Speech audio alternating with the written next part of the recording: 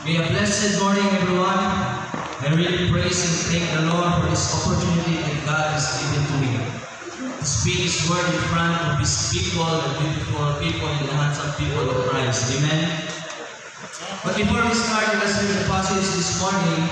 We have a Bible with you. Please let us read it together.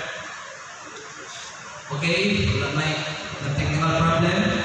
Makita sa Matthew 18:3, it says, Then He said, I tell you the truth, unless you turn from your sins and become like little children, you will never get into the kingdom of heaven. Let us pray.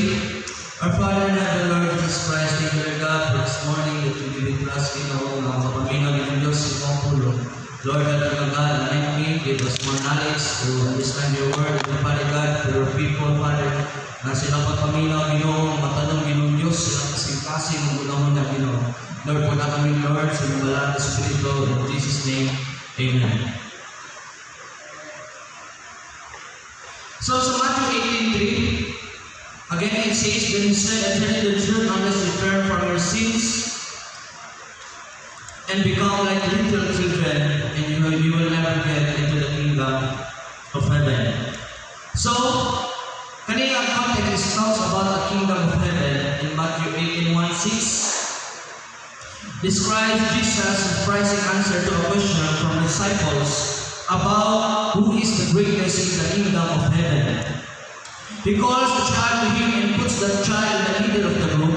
He says he must become like little children or like children to enter the kingdom, or a reference to humility and sincere obedience. The greatest is one who humbles himself in this way. So the passage of this morning is to recognize the kingdom of God like a little child. Amen. So why does illustrate is like a little child? Sa kiningang text or passage, nabot ba sa iyong una-una ng ano mga illustrate Jesus is like a little child?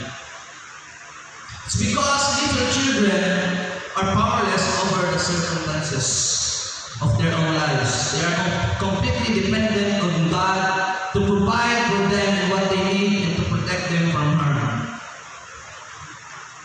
Tungkol ang usa ka bata, nalilay pa sila sa ilang ginikanan, silang papa o mama.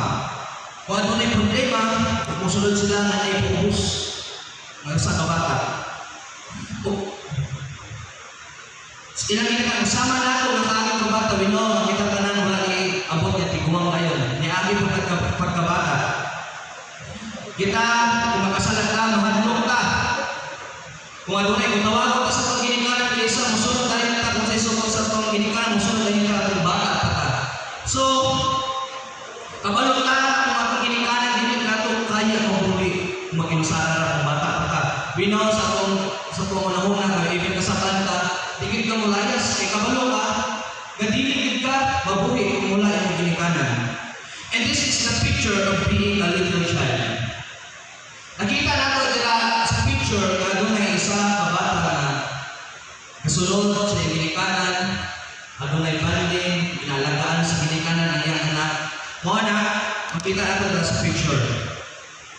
So, karong kabuntagon, this passage emphasized to us the greatest in the kingdom is the one who numbers himself like a child.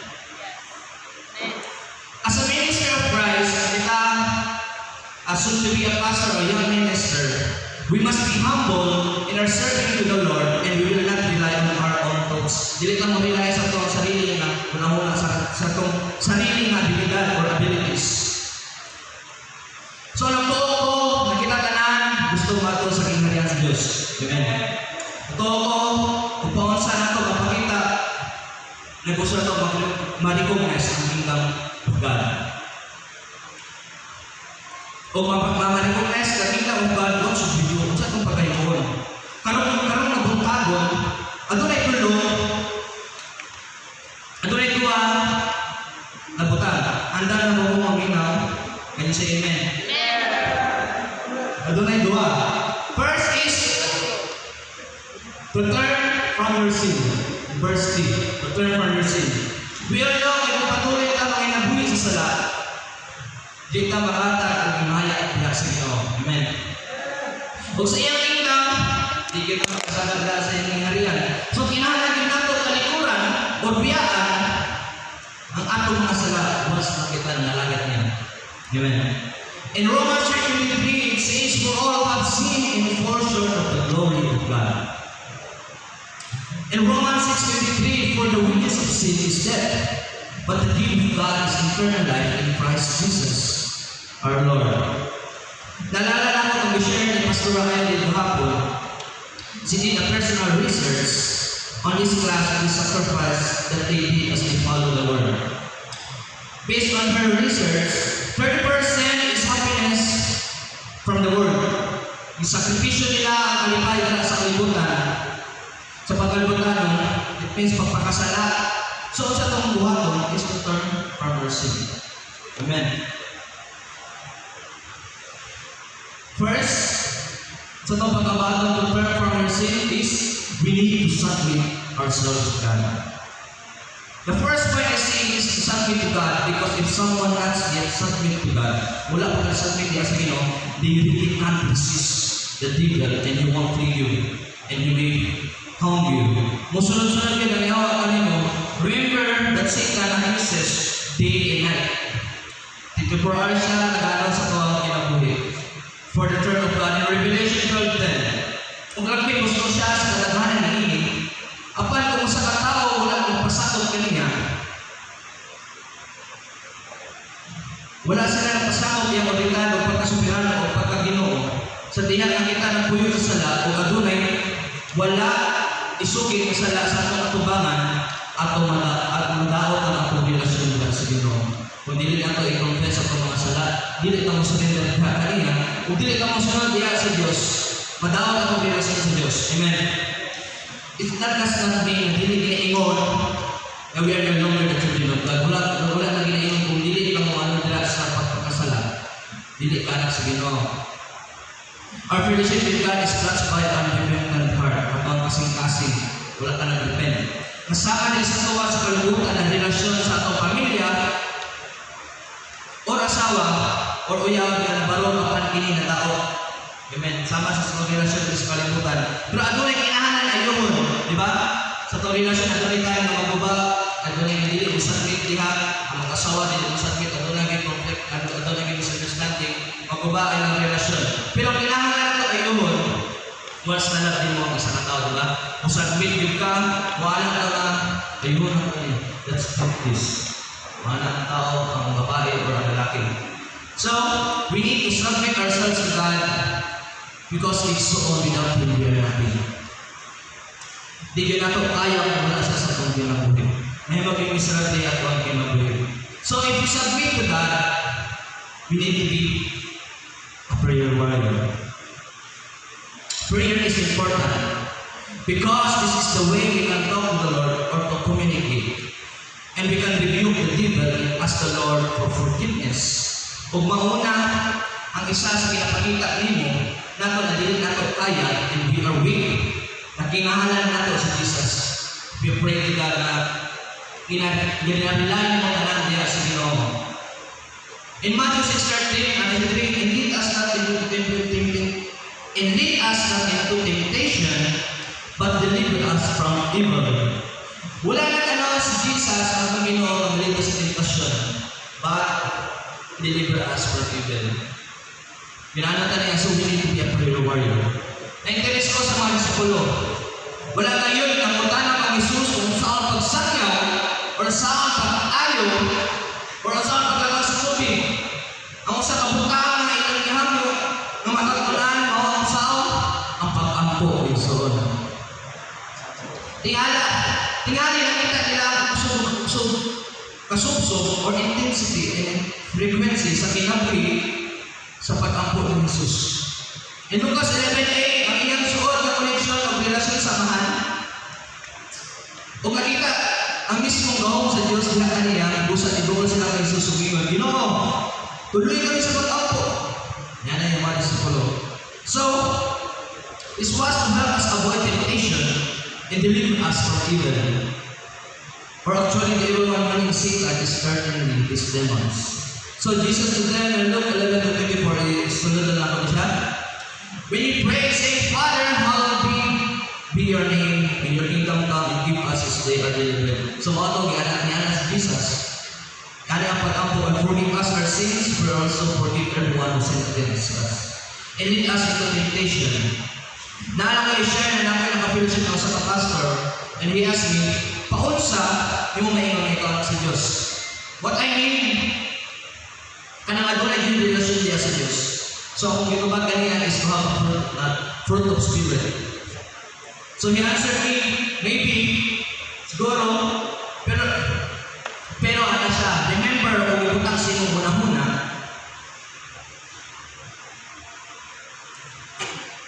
butang sa inyo una-una, na si Satan, di kang doon that fake love, fake goodness, fake kindness, fake faithfulness, fake joy, fake generosity, and fake self-control. Kaya ni Satan na ang buhatong, fake love, fake joy. So, ano siya dali? Alam mo, ang hindi niya kaya gawin is to pray to God and rebuke himself. O ang hindi kaya ni Satan, ang buhatong, ang buwan niya, yung kagalingon. So, why people of God? This morning, remind us we need to be a prayer warrior and ask His guidance always. And magkikistorya ka ba sa Ginoo? Kaya dala ka pamaagi ng kapangahit at tabang niya. Kung dala makita niya mga your rely to Jesus, ginadilayan mo yung mga kabalingan niya. Sige mo. And adunay ko from Sunday, at tinangaan, if you long to be a mighty warrior, to do great things for the Lord and to win the world for Him, then remember that your power is in your prayer life. So next, we must be born again. New creation. John 3:3, Jesus replied, very truly I tell you, no one can see the kingdom of God unless they are born again. And also in 2 Corinthians says, therefore if anyone is in Christ, the new creation has come. The old has gone, the new is here. So brothers and sisters in Christ, ang kinahalan nato na may magpasa kabagong binuha for a new creation, and new desires, a new heart, a new spirit. Isa, ang daan ng mabutang dili tayo mawala. Yes, itong mga lahat, itong mga old nature, dili tayo mawala sa itong kinabuhi. At ang kinaiya, yes, in-audit na kung natin kinaiya sa unang bisan karon na naadya po. So we need us a new heart and to put off our old self and put on the new self and create it to be like God in true righteousness and holiness. And that's the way to turn from our sin to recognize the kingdom of God, and you belong to God, Jesus. Manang the way ikaw ina-declare mo that you are belong to Jesus and you recognize the kingdom of God. Next, become like a little children. Verse 3. Why did Jesus means by become like little children? Ito po na ganyan. Kung saan ka na ulit pag-umo sa pagiging Kristyano, may mature na gugay na ka sa Christian. So what did Jesus mean? What characteristics of a little child give us a picture of a believer in the kingdom of heaven? So, become like a little children is a child in obedience. A child is expected to be obedient, and parents expect their children to obey immediately without using or complaining. And what is obedience in the Bible? Based on my research,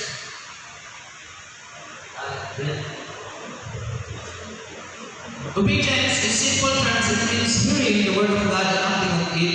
It implies aligning our will with God's will and doing what God asks to do. It is when we completely surrender to His authority and base our decisions and actions on His word. In Jeremiah 7:23, ito, obey me and I will be your God, and you will be my people. Walk in obedience to all I command you, that it may go well with you. So makita natin dali, if you obey God, you will be His people. Next, a child trusts in God. Child trusts their parents, some as children. Child trusts their parents to meet their needs.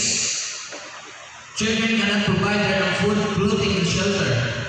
So they rely on their parents for these things and children have not lost their ability. So sama mo ang ginanong sa Ginoo, sama sa bata, kahit naman sa mga bata. Musalig sa parents, kasama kita ang anak sa Ginoo, musalig kita nila sa pamamahan. So in Proverbs 3:5, and so they trust in the Lord with all your heart, and do not lean on your own understanding, because without God we are nothing. Magiging sarili ang atong buhay at wala sa landas. In Psalms 58, in ito, the Lord is my strength and my shield. My heart trust in Him and He helps me. My heart leaps for joy and with my song I praise Him. In God sees everything happens to you. In dito sa Psalms 58:7. So He knows all He has protected you. Kinahanan din nato na isalig sa Ginoo tanan, hindi naman ang Ginoo na kita sa tuwa. Abili mo nga wala ang Ginoo sa Ginoo always na protekta sa mo, always na nasa sa mo. Kapag. And next, a child in humility humble. So what is humble? The Greek meaning of the humble, of the word humble, is denotes a state of lowliness or abasement. The follower of Christ must learn to humble. Kita nga bilang isang followers of Christ must learn to humble himself before the Lord so that God can lift him up. A child is totally depend upon their parent. Di ba? Isang anak, nagdepende sila sa ilang ginikanan. So this is humility, the humble acknowledgement of God's rule in our life and in our world today, accepting that we are not ultimately in control sa atong ginabuhi. I-accept na ito, hindi kita makakontrol sa atong ginabuhi o sa atong kalibutan karon. Sa pagdawat na dili kita sa pagkakusan na nagakontrol kung dili atong Ginoo. Pag kailangan na ito ang Diyos, ang pagkamusan wala mong sulti sa iyong kagalingon na ikaw na may ubuyang. Ang mapainusan na nagingon na ikaw na kinahanan sa Diyos sa tanang panahon. Ikaw, humble, pagka may ubsanan, is may ka na nihanganin ka sa Diyos. He is the Lord of your life. And therefore, you're going to worship Him often and glorify Him at all times. Gusto sa Ginoo na gina-script niya kasama sa bata sa pag-ilang kinahanglan o giyan niya na walay ikalabaw. So, dili ginapakita ni Jesus nga minute to be humble. Dito man sa isang kabata, ang humble ang kasunod ka sa hindi mana, kinahanglan bulatod ka maging humble sa ito ang amahan sa langit. So, the kingdom of God, ana sa dito, that is the promise of God. Na para dyan nato, ang kingdom of God, ang impento dili para nato.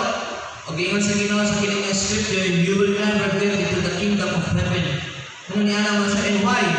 There are some Christians na nagduwa, makasama sa kingdom of God, diba? Doon umutara ko na, yes, tinawagin na because of our sin and pride. We have believed in the Lord for many years. Nagatukutan nila, pila na katoy, we have always forsaken, expected, and done the Lord's work because when the Lord comes, this will allow us to be lifted up into the kingdom of heaven. O diba, kita mo yung gingon, if you accept God as personal Savior and repent to your sin, you will be saved by His grace, diba? Na tayo, mana ta. But I saw that in the Bible, the Lord Jesus said, not everyone that said to me, Lord, Lord, shall enter the kingdom of heaven, but it does not the will of my Father which is in heaven. Many will say to me in that day, Lord, we did not prophesy in your name. Mutala sila. Wala pa lamang nalasang niya ang iyong ngalan. In your name, ang cast of devil and cast me mga demons. In your name, done many wonderful works. And then I will profess of them, I never knew you. Depart from me. Ang sa tuba ko kailangan mo. So God reminded us this morning from this passage, kasama sa bata, na modulay ka niya na kung ipupos o modipindi ka niya. We ask always His guidance. Sa madaling salita, ang pagsunod sa kingharian sa langit. Dili mangkon pinaagi sa pagpili sa kanang away. Dili sa kanan sa imong pagpakita o personal na kalaugan. So we need to turn from your sin and become like a little children. So as I end my conclusion, it says, those who want to enter the kingdom of God must make themselves humble by recognizing that like little children. They are powerless over the circumstances of their own lives. God discusses the good child-like qualities of trusting, following, and believing. He is not talking about acting childish or foolish, the negative qualities of immaturity. So, ano yung son? Ano siya dito? Ikaw guys, the kingdom of God, like a little child. Natanakadol, kaya doon ay mapansin na ito kung ginabuhin, makita na tiguang ganito ka. So, ano sa Ginoo, i-illustrate niya like a little child na humble, marilay niya kanina kung depende dila sa plano sa Ginoo sa pamamagitan ng buhay. Let us pray. Our Father in heaven, Lord Jesus Christ, thank you, Lord, for your word for this morning. Mami Lord God, remind me, Lord, na check dito Diyos ang kasing-kasing. Lord, pasay Lord, Mami Lord God, at tunay kami, Lord, na may taas, na kasing-kasing, pride, Lord. Lord, tabahan kami ng Diyos, na may humble, marilay niya kanina. Lord, thank you, Lord God, in Jesus' name.